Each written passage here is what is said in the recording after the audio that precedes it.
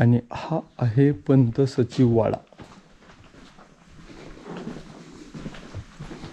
हा एक वाडा आहे, चांगल्या औषध असलेला वाडा आपल्याला इथं पाहायला मिळते.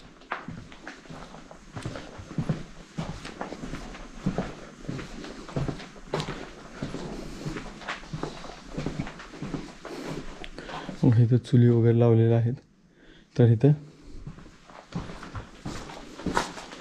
बनवण्यात येतो नैवेद्य. बोराई देवीचा नैवेद्य इथंच बनवतो. आणि आपल्याला इथे या गडाचा पूर्ण जो नकाशा आहे ना तो पाहायला मिळतो. किल्ले सुद्धा घडतो.